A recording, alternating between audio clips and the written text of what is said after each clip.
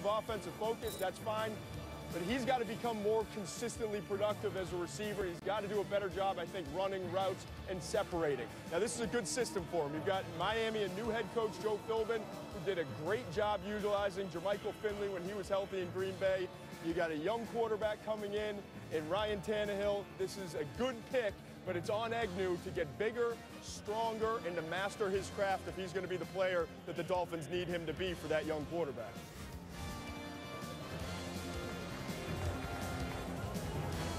So there's Miami's picks, and now Coach Fleming. We saw Arizona take Jamel Fleming. Arizona needs a corner. We all know how good Patrick Peterson is, but he had a serious injury late last season. I see Fleming as a boundary corner, a big physical corner that's going to flourish in this zone blitz scheme they like to run under Ray Horton. He did 23 reps in Indianapolis on the bench, had a really good 3.97 short shuttle, which is impressive, so he can move. Missed a couple games this year with an orthoscopic knee injury, but had 2 interceptions in 12 games. I think he had 5 last season. Has some ball production, will come off this short corner and ring your bell. Now, this is a good tackling corner that'll play good defense in this 2-trap blitz scheme they run in Arizona. I like him, Todd. I do too, and he matched up against some really good receivers in the Big 12, and he did a nice job of holding up. And, you know, they spread you out in the Big 12, and they force you to play in space, and I thought he showed improved instincts and improved playmaking ability from 2010 to 2011. Well, we go from a player in the Big 12 to a player who made a big name, and certainly made a big name for himself in the Big 10 this year, and was nice enough to just allow us to eavesdrop, almost just kind of hang out with him and his family, friends in Washington, D.C., and that would be Russell Wilson, who's just been selected by the Seattle Seahawks here in round number 3. And Russell, A, you're a good sport. B, we saw you on the phone with the Seahawks. Tell us how that conversation went.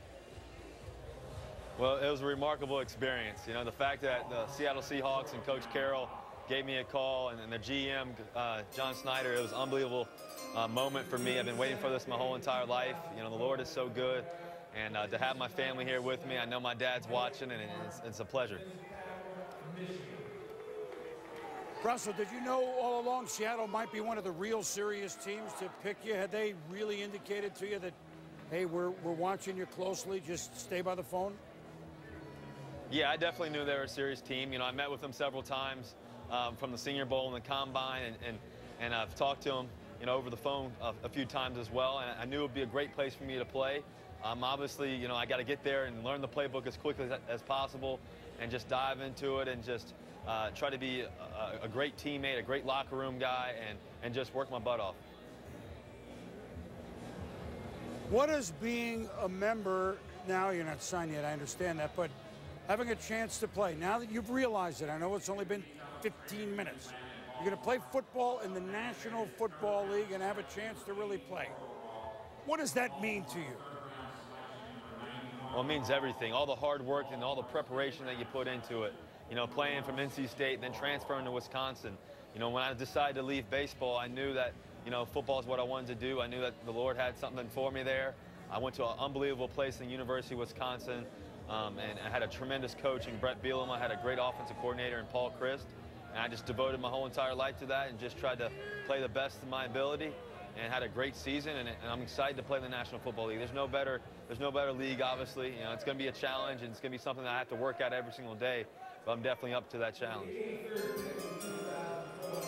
Hey, Russell, this is Coach Gruden from the FFCA. Congratulations, man. I just want to know what it's going to be like to go back into the West Coast offense that you played in at NC State.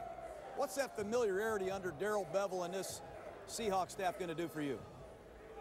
Well, Coach Gruden, as you know, it's a great offense to be in that West Coast style. Obviously, I'm very, very familiar with it from playing at NC State. You know, I believe I have tremendous knowledge of it, but, you know, I want to know it all. Like you said it, and we talked about down at the Gruden camp at FFCA, we talked about being on a quest for knowledge.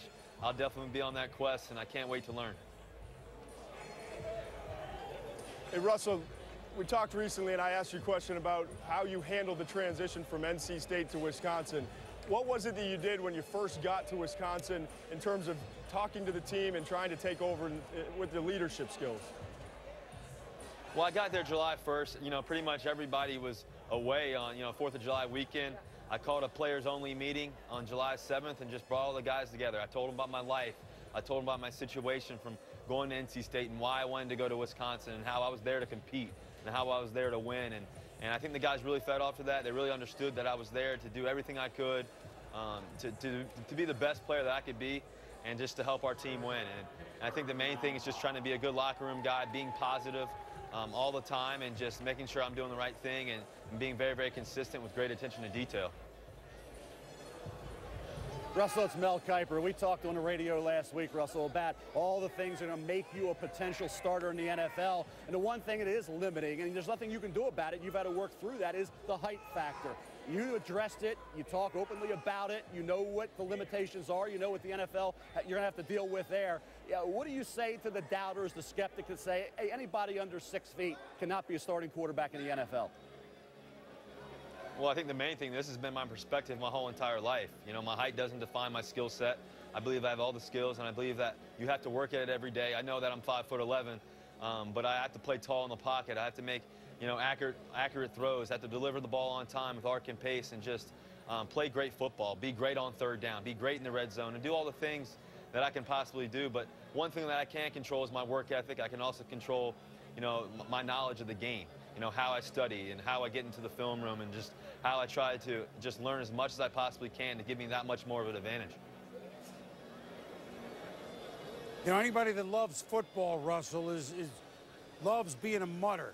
So you're going to have a little rain and wet stuff up in Seattle. Is that even, I'm playing with you now, but how good a mutter can you be? I'll be all right, mutter. I got big hands, long arms, so I think that'll definitely help me a lot in terms of playing in the rain. Seattle's a great place with unbelievable fans. I'm so fired up to be a Seattle Seahawk, and I can't wait. Well, they are too. Congratulations, and thanks for sharing this whole experience with us. A lot of folks wouldn't do what you did. Enjoy your day, enjoy your weekend, and welcome to the NFL. Thank you guys so much, and I can't wait to play. Thank you, Russell. Now I can see why at the Gruden camp and why with you, Todd, and with you, Mel, and why at Wisconsin and why at NC State. I mean, wait till he gets to Seattle. Wait till he hears how loud that crowd could be in Seattle. We'll be back.